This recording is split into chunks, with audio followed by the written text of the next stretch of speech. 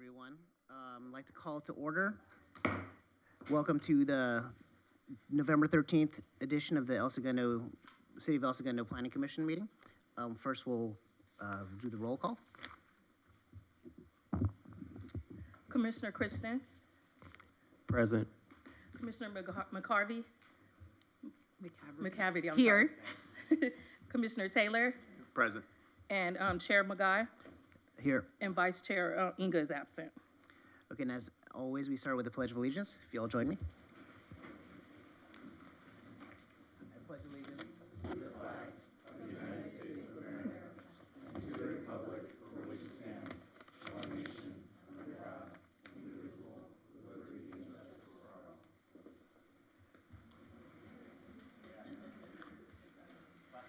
And next we move to public communications. Does anyone in the audience have any comments on an item that is not agendized for public communications? Seeing none, we will close public communications. Then moving to the consent calendar. The only item on the consent calendar is to approve the October 9th meeting minutes. Do we have a motion? Motion to approve. Second. Oh, sorry. So roll calls on the votes. Chair Magai, Aye. Vice Chair Inga is absent. Commissioner Christian, Aye. Commissioner Taylor, Aye. and Commissioner McCavity. Aye. Okay, moving to the public hearings. The first item is a variance application for the new two-story office industrial building to deviate from the Smoky Hollow specific plan, vehicular access standards, and maintain an existing non-conforming curb cut. And do we have a presentation from staff?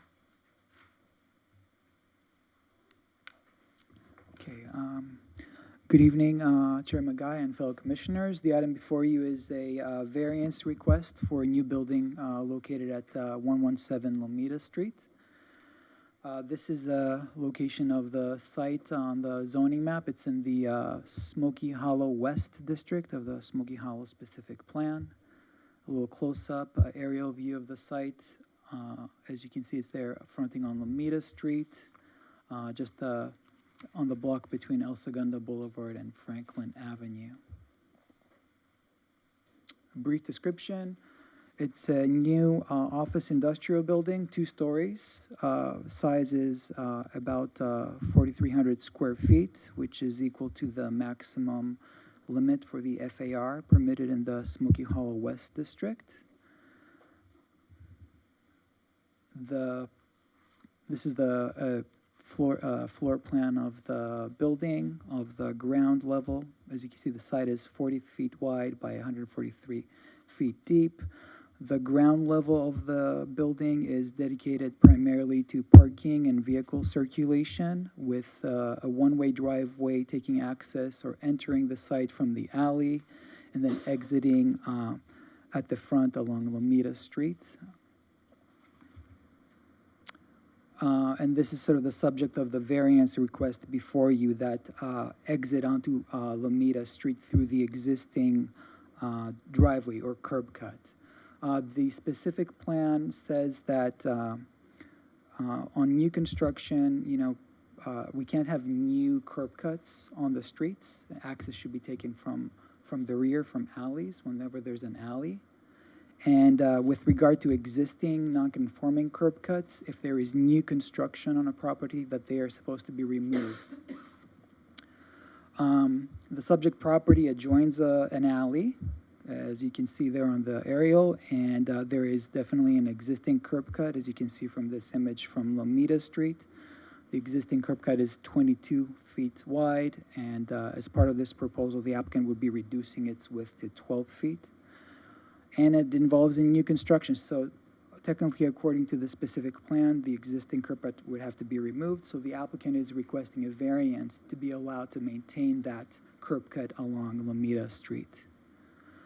Now, to approve a variance, the Planning Commission must make certain findings, 4 of them in particular. It must determine that there are circumstances or conditions related to the property that sort of prevent the owner or the applicant from meeting the development standards. Number 2, that if the variance is not granted, that there will be a loss in, a substantial loss of a property right of the property owner. Number three, that if the variance were approved, it would not affect the area sort of in a detrimental manner. And number four, that the variance is consistent with the general plan. Staff believes that these findings can be made. So for the first finding regarding site conditions, the site, as I mentioned earlier, has a 40-foot wide property width. So the reason why this is very important is because in order for vehicles to enter through the alley and then turn around and exit through the alley, they need a sort of a minimum width of at least 42 feet. So the 40-foot width does not allow for cars to park at a 90-degree angle and then have enough backup space so they can turn around and exit through the alley. In addition, even if they couldn't turn around, as you can see on this layout, the first couple of parking spaces are around 100 feet from the alley. So with this layout, it would be very hard for cars to exit, stop at the very front, and then back 100 feet out to the alley. And in addition, the alley itself is substandard. It's only 14 feet. So even if cars were able to get back all the way back there, it would be hard to kind of maneuver out of the site and onto the alley. So we believe that first finding, there are conditions related to the property that prevent the applicant from meeting their requirement. The second finding has to do with preserving property owners' rights. So if the variance were not granted, the applicant would not be able to build a building of that size and fit as many parking spaces on the site, because it would just be very hard to get vehicles in and out of the property. Now, with regard to the impact on the public welfare, granting the variance would not have a detrimental impact. The curb cut is existing, so that wouldn't change with this proposal. But in addition, because the applicant is proposing to narrow the existing curb cut by about 10 feet, it actually has a positive, a beneficial impact. It expands the sidewalk area for pedestrians and also expands the curb space for on-street parking. So there's a benefit to reducing the existing curb cut to just 12 feet. And with regard to general plan consistency or consistency with Smoky Hollow vision, this is all about providing flexibility and providing parking solutions. That's one of the primary goals of the Smoky Hollow specific plan. So we believe this variance kind of contributes in that regard to providing a parking solution for the district. And based on that information, staff believes that the findings can be made for variance and recommend that the Planning Commission hold a public hearing and adopt the resolution to approve the variance request. That concludes my presentation. I'll be happy to take questions, and the applicant is here in case you have questions for the applicant. Okay, so just to clarify, Paul, so it'll be a one-way circulation, enter to the alley and exit on Lomita? On Lomita, yes. Okay. Any other questions from commissioners?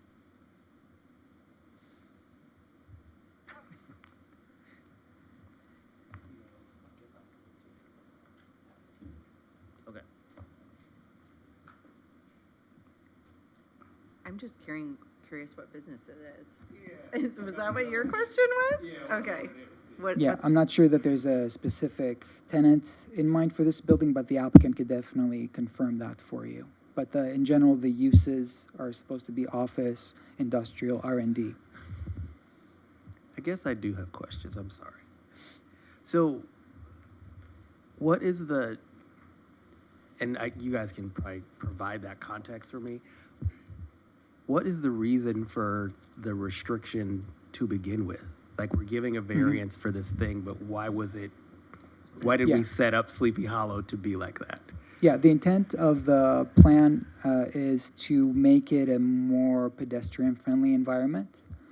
So encouraging property owners or requiring property owners to close curb cuts along the street preserves or adds pedestrian space by expanding sidewalks and limiting interruptions to the sidewalk as a primary reason for doing that. So we thought when we set that restriction up, that everyone would enter through an alley and that we wouldn't need curb cuts on Lomita at all. That was the intent of the specific plan, yes, and the restriction. Is it the same in Smoky Hollow West as East? Are they different? That same restriction applies, although sides. the east part of Smoky Hollow tends to have larger parcels where there's adequate room for vehicles to maneuver. So they don't have the same difficulty in complying with that standard, with that requirement. I'm sorry. Was this a lot that was like subdivided to make it super small, and that's how we ended up in this? It's predicament? in the minority of the lots on the west side of the specific plan. So most of the lots in that particular area are more than 40 feet wide. I hope that Okay. helps answer the question. So we give them a variance, we get one extra parking space on Lomita, and then they carry on. Yes. Okay. All right. I'm done. But there's still a lot of curb cuts on Lomita. They're still in use. There are curb cuts along Lomita, yes, on other properties, yeah. So the curb cuts only are removed when there's new construction or there's a project. Typically, yes, when there's new construction. But in larger lots where they can turn around when they get inside, when they enter from the alley. Like, I really like, It's not a problem for Okay. in those instances, exactly, yeah. I think it's a combination of a very narrow lot and a very narrow alley, because that's a substandard alley, you said, right? So most of the alleys are, so I think it's a unique situation. well, I'm trying to decide. I don't know that it seems that unique. Like, I feel like every time someone wants to build something else on that street, we're gonna have the exact same problem. The alley's not gonna be any wider the next time. And we're still gonna have this issue with, we want them to remove curb cuts, and the alley's just gonna be, it's gonna be just as small. So I don't know. So I'm one of those, what can be done to make this not a thing that we have to get a variance for every time someone wants to do something on Lomita, when the conditions are gonna be the same from now until whenever. Chair, if I may, and we can deliberate this a little bit further after the applicant speaks as well, but, and Paul might be able to provide maybe additional context to the universe of properties that this applies to, because we did a little digging on that. But I think to your point, maybe not for tonight, but maybe there's a further discussion. Is this something that we need to look at down the road and some cleanup? When the provision was adopted originally in 2018 or 19, I don't think it was realized that this would have this sort of implication on the universe of properties. So maybe there needs to be further discussion down the road on if and how these circumstances arise. What are the standards we want to apply so that we're not considering a variance every single time? Right. But I think the universe of properties that this applied to is probably in the 15 to 30% range. Does that sound right, Paul? Yeah, it's a little over 30% of properties on the Smoky Hollow West district are 40 feet wide. Yeah. So it's not small. Yeah, and there are other properties along the same street that are wider. And to your point about, you would still have a narrow alleyway. I think the difference is here, you are forced to back into an alleyway, whereas a wider lot, you have the opportunity to maneuver yourself and then head out, even though it's still a narrower alleyway. You still have that fortunate situation where you're able to, go back out onto the alleyway, front, as through the front, or the front of the car. I hear you. It's just if there are curb cuts there and we don't have to go through all that, like for us to tell them they got to get rid of it and spend the money to get rid of a thing that already had utility, just seems odd to me, and that we wrote it into the rule to be that way. But that's it. Otherwise, I'm done. Any other questions? Okay, thank you for your presentation. And then we will now open public comment. As always, we allow the applicant to make the first comment. The applicant is present. Good evening, planning commissioners. My name is David from Ballion Architects. I'm the architect for the project, and before you is really it's the width of the lot. That's the only defining issue. Paul did a great job explaining it. I'll just add a few additional things. We work really closely with Paul with some options that Paul himself provided to see if we can get it to work out. We reached out to, I think, 4 parking consultants to try to see if they could help us fix the puzzle. It just simply wouldn't work in any fashion. And so it's really not even the alley, it's really the width of the lot, because if it was a little bit wider, people could park in and at 90 degrees and head back out. And one other thing is, if you provide any parking, you're required to provide 2, one van accessible and one charger accessible, sort of the wider lots. So you can't even do, technically per code, a single stall. You're always required to provide 2. And so even those 2 sort of along the alley won't fit width-wise. Even if you drove down the alley, just simply made a left, even those 2 with the required aisles won't fit. So it's either 0 parking, and my understanding, I don't want to speak for the owner, but my understanding is, nobody is going to really want to rent and have an R&D space with truly 0 parking spaces. And we are reducing the width of the existing curb cut to the minimum, which is just 12 feet, just barely enough to kind of get out. Any questions? Anybody? Mark, your last chance. I've wrung it dry. All right. Thank you. Thank you. Is there anyone else in the audience that would like to comment on this item? Good evening. One more comment. I'm Mark Slaz. I'm the owner of the property. Great presentation. Good job, David. One more comment. The intent, we believe, of the Smoky Hollow specific plan was to bring activity to all the streets within Smoky Hollow. That was the whole reason to, in the future, close up all the curb cuts, have people walk one building to the next, restaurants, cafes, R&D space. So with that in mind, in addition to reducing the curb cut to maximize parking, considering all the constraints we had, we also went through extra measures to try to make a more welcoming entryway. Yes, it's only a stairway, but it's kind of a lobby area, and that was to try to activate as much of the street as we could to meet the intent of closing up the curb cut, bringing activity. So one more little item we tried to incorporate into the design to achieve the objectives of the 2018 Smoky Hollow specific plan. Great, thank you. Yep. Any other commenters? With that, we'll close public comment. Any other comments from the dais? Okay. So do we have a motion? Motion to approve? Excuse me. Second. Chair Magai. Aye. Vice Chair Inga is absent. Commissioner Christian. Aye. Commissioner Taylor. Aye. And Commissioner McCaverty. Aye.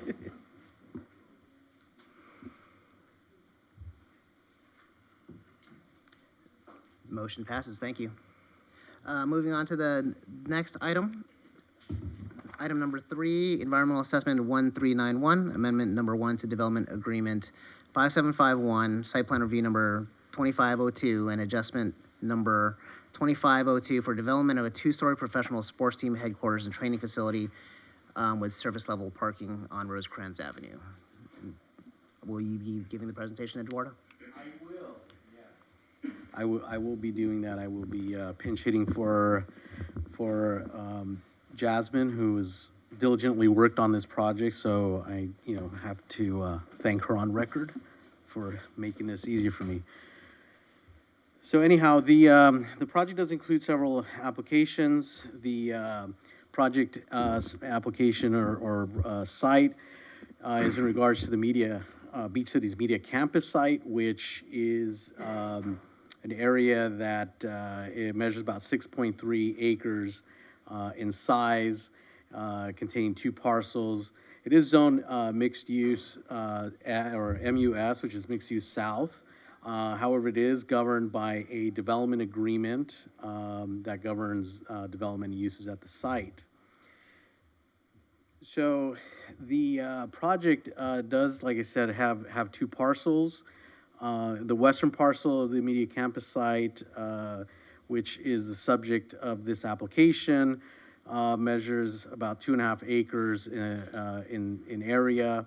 It is a vacant site, undeveloped, just has kind of this, ornamental vegetation and ground cover that is evident throughout the site. There's a sidewalk that runs along the southern boundary, a transmission tower at the southwest corner of the parcel that's existing and been there for a number of years. And there are a couple existing curb cuts along Rosecrans that are evident in the site's current conditions. So there are two parts to this request before you. There's a development concept, and then there's an amendment to the development agreement. As I indicated earlier, there is a development agreement that governs the uses and development of the entire media campus site. And this application in general, kind of high level, at this moment is to construct a new two-story professional sports team headquarters and training facility, building that fronts along Rosecrans. And the amendment to the DA includes amending certain sections and most notably expanding the permitted uses at the site to include a professional sports headquarters and training facility and a conceptual site plan that illustrates said use within the development agreement. It's important to note that with respect to the development concept and the associated entitlements that are with that, that is something that the Planning Commission is tasked to review and act upon. The amendment to the development agreement is something that the Planning Commission will make a recommendation, and that will be forwarded to our City Council for ultimate decision on that. So let's talk a little bit about the sports team headquarters and training facilities. 2 stories, maximum height of almost 45 feet. The overall size is about 60,000 square feet, comprised of 54 parking spaces scattered throughout the facility. So on the first floor, that will have your main entrance. That'll have some of the medical and wellness areas for team athletes. There is several practice basketball courts that are in the center of the facility. It'll be, over that area will be kind of a vaulted ceilings with glass enclosure to provide height and air and light within the facility. Other areas of the first floor include some general offices, wellness therapy areas, as well as team lockers, weight rooms, and other media rooms to review tape, and other amenities for the athletes there at the facility. The second floor is comprised primarily of office areas. There's also additional areas for athletes and recuperation and prep type of services in that area. There's a couple pools and spas and some for both physical and mental healing, and there are several terraces that are proposed throughout the second floor to provide for outdoor areas and amenities for the players and workers there at the site. So let's talk a little bit about the architecture and design of the facility. The architecture does include some metal paneling. It's got a kind of an Art Deco type of architectural pattern and style to it. The facility offers a lot of glazing to really open up the area and provide natural light for those that occupy the building. So access and parking to the facility. So there are 2 driveways along Rosecrans. The one towards the east will be a signalized right in, right out shared situation. Along the west, it will be a full access driveway. One old curb cut will be removed to accommodate that. 54 parking spaces are proposed throughout the facility, 12 bicycle parking spaces, and one small truck loading space. And I just bring that up because part of this particular request includes a deviation from the development standards when it comes to truck loading spaces. But I'll get into that in a little bit more detail in a second. So with regards to the compliance with the zoning code, the development standards are listed here on this table. It kind of gives you a list of the requirements and the proposed development and how that complies with the development standards. So for example, the front yard setback is 20 feet. However, they propose 36 feet, and that will accommodate some landscaping and a drive aisle for parking and circulation throughout the site. With respect to height, it is well within the building height allowance, which is dictated by the development agreement. The floor area as well is limited to 1.13 FAR. This particular, which is again is governed by the development agreement. The proposal does call out for a FAR that's significantly less than the maximum allowed. Parking, there is sufficient parking for the facility. It complies with the bicycle parking, driveway issues. Now, the loading spaces, the code does require 2 small truck spaces. They are proposing 1, but the code does allow deviation from that standard through an adjustment process, which is also before the Planning Commission. In accordance with the code and development agreement, the site plan review is to review the compatibility of the proposal with the different requirements and standards and how well it complies with and incorporates certain design areas that are evident in the area. The adjustment is for, like I indicated earlier, is to deviate from the truck loading space to allow for 1 instead of 2. So in making the regular findings for the site plan review, physical location, massing, setbacks, those types of standards have been addressed by the applicant. The type of architecture is something that really blends in with the area. The area is developed primarily, as you know, along Rosecrans with a variety of different uses that include office, retail, commercial. Across the street, you have Manhattan Beach that is also developed with a large amount of commercial retail establishments there. This particular proposal includes a sports facility with a training facility with associated offices as well. Although not open to the public, it is something that it is a use that is compatible with the other uses found in the area, both in terms of its use and it's also with respect to its actual physical development, especially with regards to its design. The design is something that really fits in with the different type of architecture that's out there.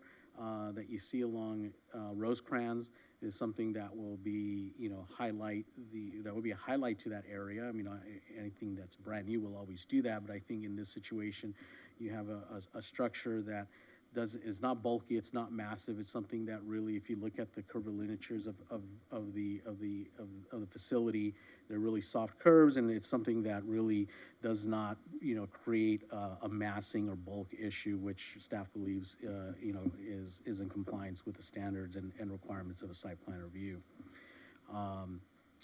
With respect to the adjustment, so again, as I indicated before, the adjustment is necessary to deviate from the requirements of the 1 truck loading space. The applicant, to help justify The request had provided staff with an operational memo that indicates the use of the facility, kind of gives a rundown of the uses that will be not only by, for training of the players, but also the different personnel, coaching, and other kind of staff that would be there. And ultimately, the type of traffic that's generated by these, dozen and a half athletes and trainers and office personnel doesn't really warrant the type of parking and in essence require, truck loading spaces, which typically a truck loading space is for, to deliver, goods to an establishment, and something that could be, that's typically in bulk type of stuff. That's not really something that is necessary here with this particular use. So from a staff perspective, looking at the operational needs of the facility, we felt that, or we believe that to provide 2 loading spaces was really not necessary. Further, it also assists with ensuring that the maintenance of a fully compliant fire lane that can go around the entire site and provide fire access as well. So ultimately, we do believe that the findings for an adjustment can be made, and therefore recommend approval of the adjustment. Now, when looking at this, we also had to contend with the environmental CEQA review. Back in 2019, when the entire media campus site was assessed, there was an EIR that was prepared, and that at that time envisioned 300,000 plus square feet of office and some other media and studio uses. In looking at this particular project, the project remains within that scope, obviously. I mean, this is coming in at about 61,000 square feet, so it definitely is within the overall scope of the previously certified EIR. All the mitigation measures that were part of the certified EIR have been carried over into this project and are part of the conditions of approval as indicated in the staff report. In looking at it, we did also hire Kimley Horn, which has helped us numerous times with some of our CEQA questions, and so we ran it by them. They did some modeling and looked at the different CEQA issues and topics, and found that that there are no new impacts that result from this particular project that was not already assessed, and any previously identified impacts are not being worsened. So with that ultimately, we came to the conclusion that no additional CEQA analysis is necessary or required. So lastly, the DA amendment. Again, the DA amendment, or the DA has established, which was approved by the council back in 2019 also, established a certain FAR, established a certain number or different types of uses that would fit in the overall media campus area. The DA called out for three different scenarios of development, all which included some form of office type of development along with media and studio type of proposals. And with each of those 3 alternatives, there was also an actual site plan, kind of an overall site plan that kind of illustrated each of those different alternatives. And so this one doesn't neatly fit into any of that, so we do have to amend or amendment needs to be requested of the development agreement to add in this type of use, which in this situation is a professional headquarters and training facility use as an allowable use to the list of allowed uses in per the DA. And then also an illustration of that alternative, which is termed as alternative number 4.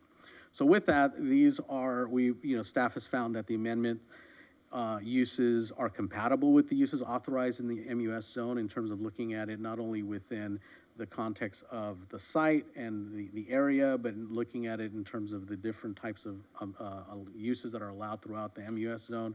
We believe this type of facility, similar to the Chargers, is something that is beneficial to the general area, the zoning, and the community there. So the amendment, we believe, does conform and provides, you know, conveniences and is okay, there's no detriment to the general welfare of the area, and ultimately, staff believes this is good land use policy and good land use practice as it continues to ensure that the city evolves with the changing dynamics and ensures a good, you know, diverse base of economic uses or uses that are very economic to advantageous to the city.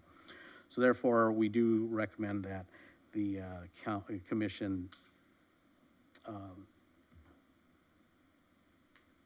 adopt the ordinance or adopt a resolution recommending that the city council approve a DA amendment and also adopt a resolution approving the site plan review and the adjustment as well. So with that, that concludes my presentation. I can be happy to answer any questions. And we just to know, we do have, the applicant is here. A number of people are here with ownership and with the Gensler, the architect that has put these plans together, and they can go into some of the more nuanced questions that the Planning Commission may have. Thank you, Eduardo. Do we have questions for staff? Okay, Eduardo, you had mentioned a signalized entrance. Is that already an existing signal, or is this a brand new one? So that would be a new,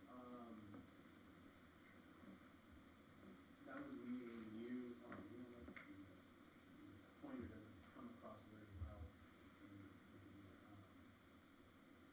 I'll just use the cursor here. So around this red line here that you see, that is kind of around the location of the new traffic signal. And that is a traffic signal that will ultimately serve,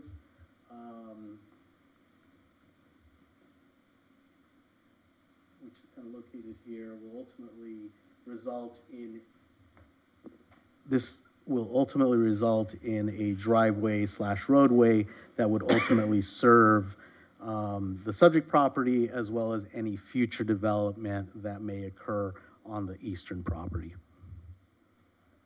Is that signal required? We're wrapping it up. Seems like we're starting to add more and more signals down that street, so it's harder and harder to get down Rosecrans. Understood, yes. So when the EIR was prepared back in 2019, that was a mitigation measure that was part of the overall project.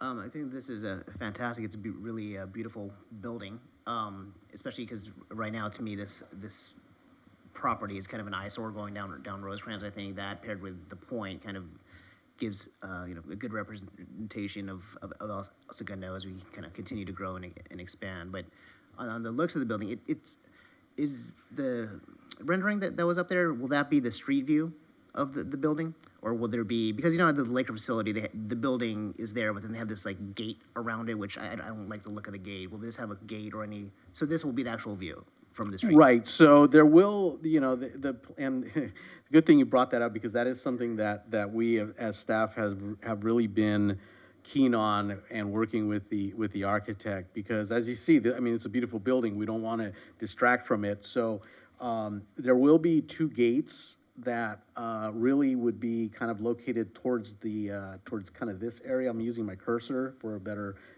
visual. So then you will see most, if not all, of the front of this facade here. So it really won't detract from the architecture of the building. And I think one of the conditions that we also include in here is that the type of material that's used for any kind of, you know, security fencing, or especially those gates there, that they be of some sort of material that matches the type of facade materials that you have on the building as well. Okay. And it's categorized as a two-story building. I just want to make sure that's the right way to categorize it, so that, because I mean, to me, it doesn't look like a two-story, it looks much larger, so that we don't have to come back to change it if that's the appropriate categorization. Yes, that is correct.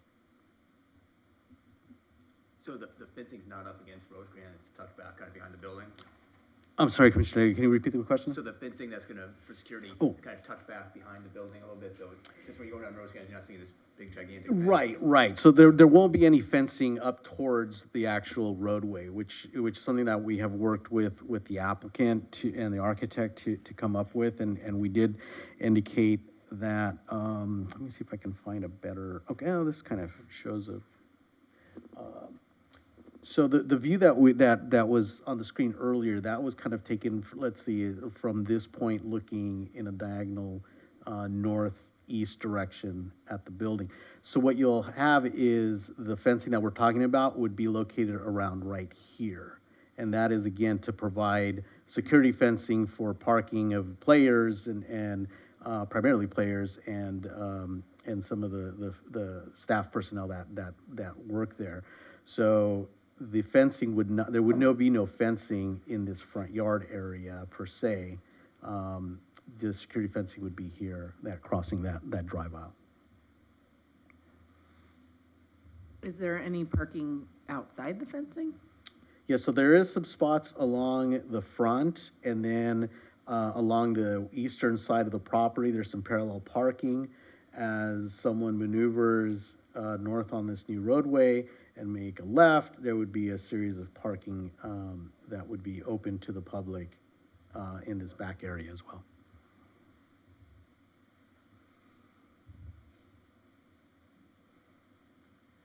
Mark, do you have any And again, because the facility isn't going to be directly open to the public, nor generating the type of foot traffic, if you will, that, people come in and, have, a service that's being offered or trying to get a service there, the amount of parking or the traffic generating uses, it's not something that's a high demand when it comes to parking. I'm just picturing already, I'm super excited because girls' basketball in this area isn't the best. There's been a push for boys, and I know like the G League of the Lakers welcomes our kids in there sometimes, and so the only time it's ever a problem with the ugly fence at the Lakers is when we go for those events and things like that. So it is kind of nice, there'll be outward parking. And so, I mean, that's where my brain is going on just how, on the few times the public is allowed to access it, how we get there and can get girls playing basketball in there from our community. So I'm super excited about that. And then is there going to be a human being security guard along that gate as well at all times, I would presume? Ooh, that I don't know. Perhaps I'm hearing a I would yes think back so. there. I mean, the Chargers for sure has it, because my son has tried to dive bomb the Chargers before on his bike. So I recommend it if you haven't considered it. It's probably a good idea.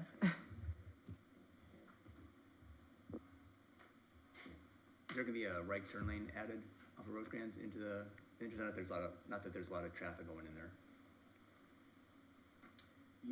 Yes, there as part of the mitigation, yes, there is a right turn, especially or more specifically for the area towards that eastern driveway, there is a right turn. I believe once you get to here, it does not turn into there is no right turn provided, but there is one provided at the eastern end. Okay.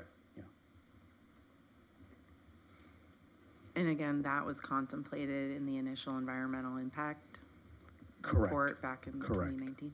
Okay. Any other questions for staff? No? Hearing none. Thank you, Eduardo. And we will now open up this item for public comment, and we'd like to call the applicant to make the first comment. Yes, okay, I think it'll start off with Mr. Tim Katz, and then he'll pass that baton on to a couple of his other colleagues. And so with that, I will bring up their presentation. Good evening, Mr. Katz. Commissioners and the Planning Committee. Thank you for having us, and thank you, Eduardo. We're really excited to be here. We were at the State of the City today, and also seeing what's going on out here on the way in. El Segundo is a really special place, and the Sparks are excited to be a part of it. My name's Tim Cott. I'm with Transwestern. We're the development management group representing the LA Sparks ownership, as well as these incredible athletes that are joining us tonight. And I won't be too long because Eduardo did a wonderful job, but if you go to the next slide, we're really proud that this is the largest single-team facility investment in the history of women's sports, and it shows how important this is to the Sparks franchise. It's also the first professional women's sports team to join El Segundo, and the sports culture that's here between the Lakers, Kings, and Chargers is a big reason why we and the team decided we wanted to be here, as well as the great business environment and support for these types of developments. We've assembled a world-class project team, some of which you'll hear from tonight.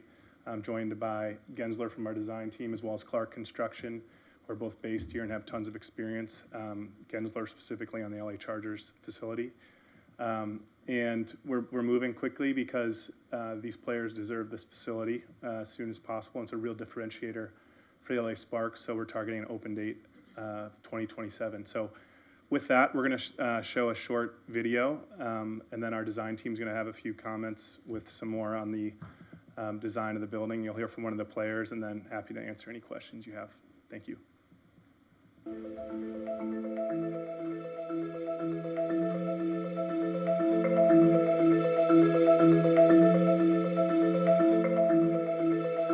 He takes the three from the right guard.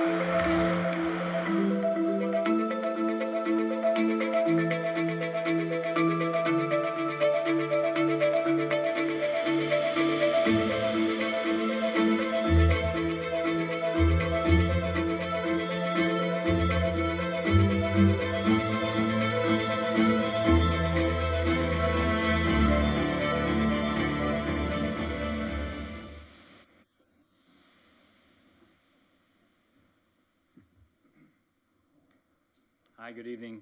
My name is Steve Chung. I'm the lead architect for Gensler for this amazing facility.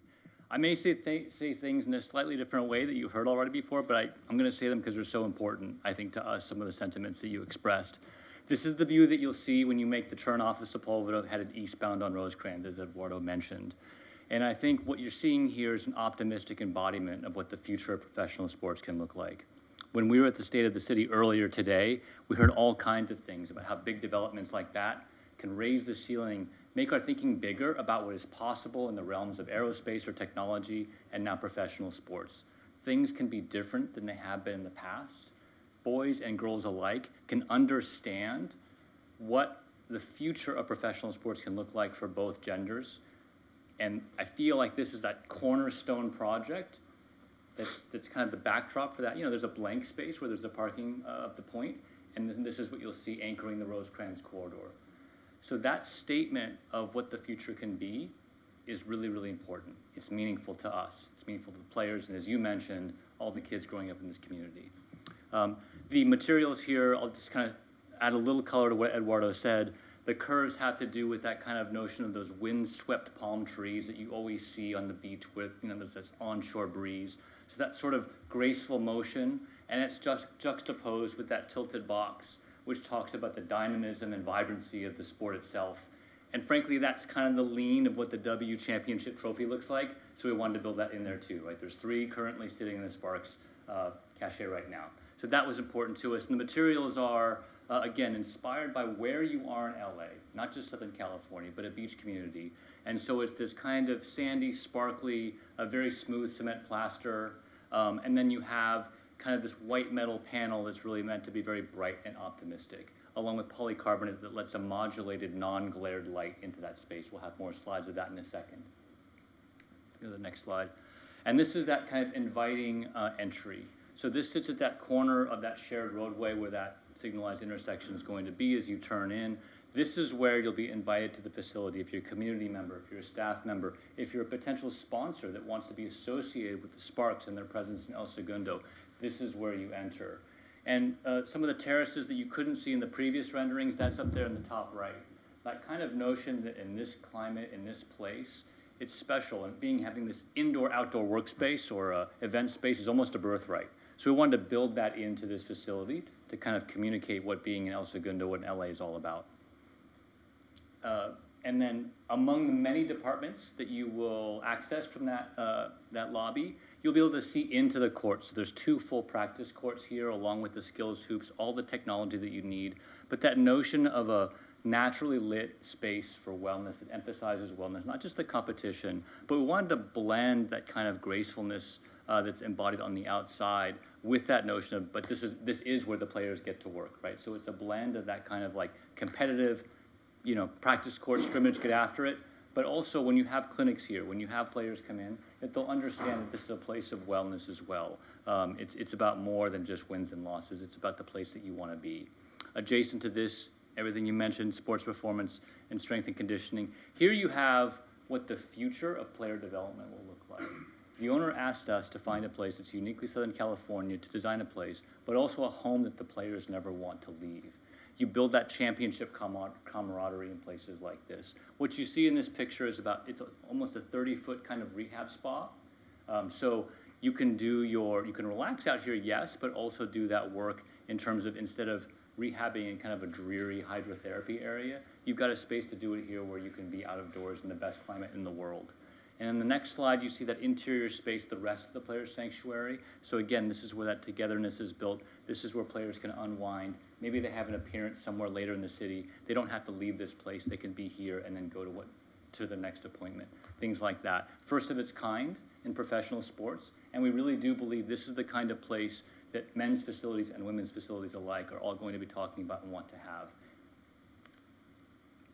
That unified circular locker room, really, there's lots of different ways to show the logos on the ceiling. You may see stuff like that. But here, we wanted to bring that notion with this kind of bare soul fabric of doing it in a way where everyone's reminded again that they are in a beach community. That little touch where we have kind of a little space between each locker where actually all the shoes are stored, you know, just acknowledging sneaker culture, but then having that archway that's unmistakable, that when socials are shot from here, you know exactly what franchise the players are from. It's the Sparks, it's Southern California, it's all those cues that you expect to see. And then, again, that juxtaposition, those curves, along with that kind of diagonal area where that coaching TV is, that's that same lean that you see on the practice gym, trying to keep it cohesive. And then I wanted to show this picture here because I think that it's evolving so much in terms of how to keep the players healthy so they can perform at their best. So if, in addition to the practice courts, you ask, like, what's the real MVP of this space? It would kind of be this right here. This is the place where players are going to prehab to be at their best at practice, to have that relationship with their medical trainers, strength and conditioning coaches, all with the view to the courts. That is to say, you can do your rehab while still feeling involved with what's going on the team. And when people when people who are not with the team come and visit this place, they'll understand what holistic wellness looks like, including these windows that look out on the community anchored in the city and the site. I think that's all the slides we have, but I don't know if there are any questions, but I'm happy to answer those now or later. Got it. Sorry, Derek.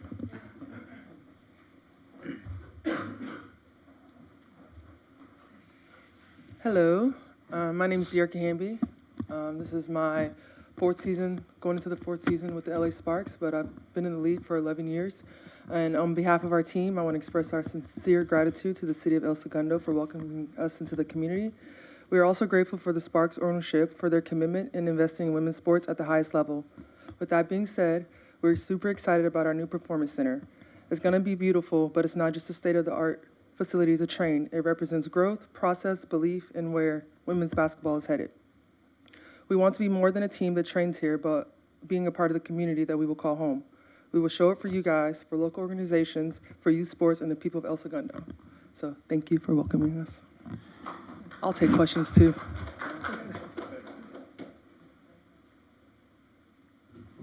Do you have any more speakers arranged? Is there anyone else in the audience that would like to speak on this item? Well, I forgot. Do we have any questions for the applicants? I was just curious, is that the weight room? Like, if that's, I see the treadmill and the bikes, and then straight back, is that the weight room? Yeah, that's right. Okay, and does that have any view into the court? Like, what's the windows to the left? That's along that. More The weights? windows you see here by the weight room are part of that shared roadway that looks onto the east side of the site. Can people see in, or is it going to be like tempered? That No, they- it'll be appropriately. Okay. It's also elevated, but Steve, if you want to speak to it. No, this is good if you go up there. We can hear. So along Rosecrans, it's high on one end and low on the other. So we picked a finished floor elevation that allows the players to be about 3.5 feet above the sidewalk that's just on the other side of that wall. So that when you have a 6-foot stem wall there, let's call it, you can put all the weight equipment you need with the power that you need, but the people can't see in, but the players can see out. Yeah.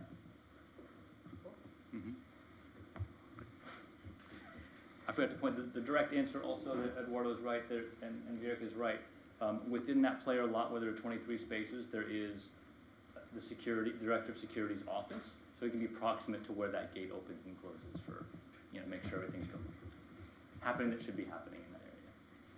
And then I guess it's your request to have only the one small load truck, because I'm envisioning the amazing food that's going to be delivered here, and I'm like, is that enough? Yeah. Will that be enough for Yeah. what Yeah. they're going to need delivered? Yeah, that's definitely enough. I think one thing that's nice is that this is a single tenant, right? So they can control the flow of things that happen, rather than saying, okay, there's different media companies in the same building. It's not fair to say, well, you can only have deliveries this time or that, right? But here, I'd say that what can happen is that the nutrition has to be in by a certain time. Players are out generally in the afternoon. The deliveries for shoes and things like that seasonally happen, typically are heavy at certain times of the day and not at others. There's a very strict regimen about when you have to get to crypto.com or when you not, when you go to the, but it can all be kind of scripted and choreographed. The proof of concept for us is that there's a facility that's been open for 1.5 years now in Phoenix that we recently opened, had one loading dock. That actually had a much larger kitchen because the men's NBA team also had their business ops there, and that single loading dock has performed really, really well. So I have in my notes to mention community partnerships, so I do appreciate very much what Derek mentioned. I think that's very important. When we bring organizations into our community, we really, as we welcome you into our community, we want you to be part of our community and to help with our youth and all of our, your philanthropic help and, help to represent El Segundo as you guys, move into the community. So I really appreciate that. Thank you. Spark's very excited to be here.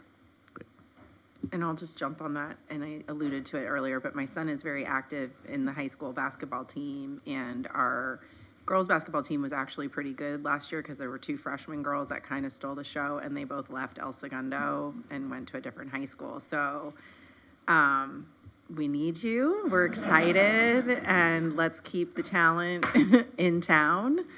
So I'm excited to see what you can do and to show my daughter's an athlete. She's not a basketball player, and even the college facilities are getting really nice now. So, I mean, this will just be incredible, I think.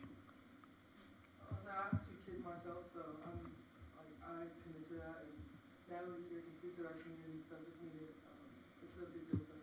Well, and especially, I think you might not have said, like, this is a state-of-the-art facility, but for women, you said it's unlike anything, but especially for women, like, I'm sure we all remember that image from the NCAA tournament a few years ago when they showed the men's weight room and the women's weight room at the tournament, and it was just abhorrent. So, it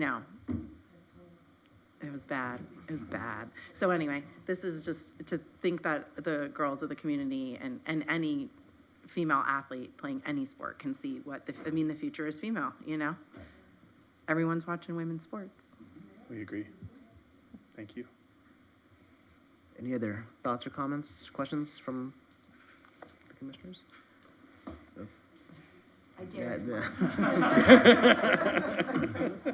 I'd like to talk about the curb cuts on. No, I'm good. Thank you. Thank you. Okay, with that, we'll close public comment. Do we have a motion?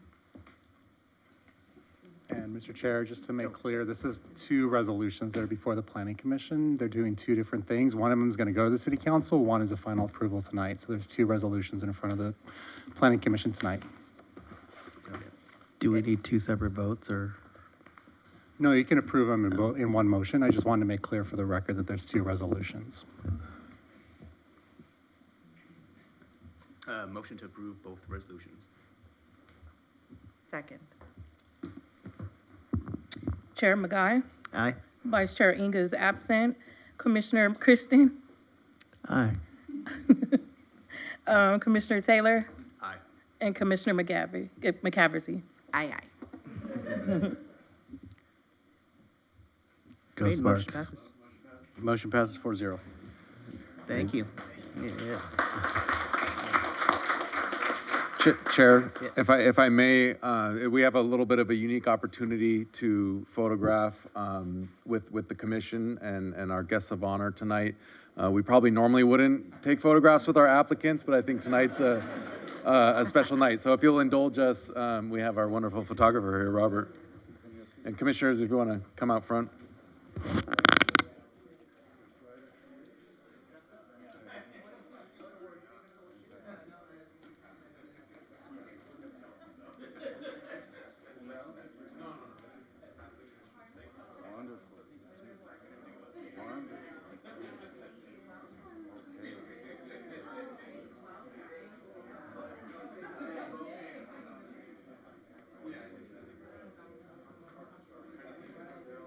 Great. Eduardo, did you want to be here too? No. All right. Thanks for indulging us here for a couple of photos. Really appreciate it. Appreciate your time here. And here we go. Right here into this camera. Fantastic. And a couple more. And one more. Outstanding. Thank you so much for your patience and time. Oh, I'm sorry. I think there's another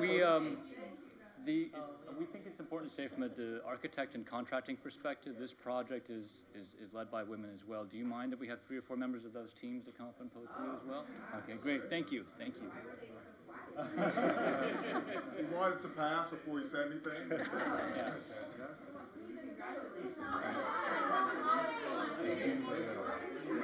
Sneak in there. Rachel, jump in. Sorry. Okay. All right. So that we don't get everybody looking every which way. First to you. Or this is like a wedding. Let the amateurs get out of the way. No. They're calling you out. All right. I'm gonna let these fellas take it.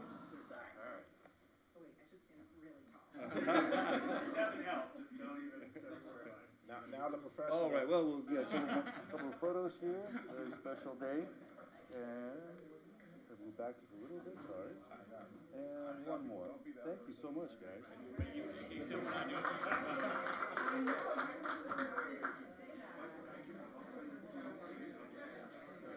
You didn't get to meet anybody, so we should make sure we do some intros. I know. I'm glad you came. Can we introduce you all to Mariana as well? Mariana is the lead project manager. Yes. Anyway, thank you. All right. Congratulations. Hey, thanks a Thank lot. you. Good job out there. You did a great job. Love your work. Love all you guys. So, no, that was good. I got a couple girls, they're about my height. Yeah. Hey, they're still trying to ball. Yeah, you bring it back in. Let's get it right. All right. Thanks a lot.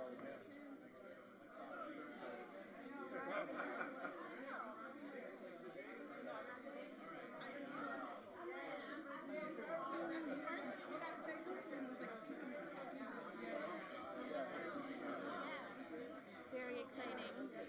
Thank you. We look forward to it. At the one for Rollinson, like 30 of the athletes came up to speak. Yeah, and it was one after the other.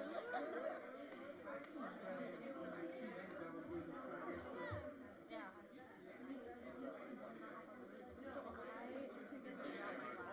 So 2 weeks ago, and then I ordered them. I was like, I'm just gonna put it with Sandy, the office. So I was like, I'm gonna put the one on. And so I ordered them, and they sent me the UPS. I'm like, oh, we sent it to the wrong address, and I was like,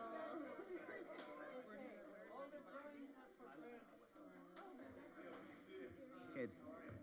Thank you, everyone.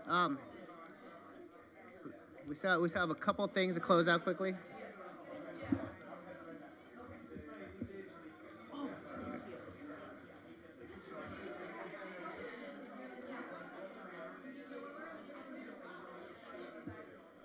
She's the community relations person, so.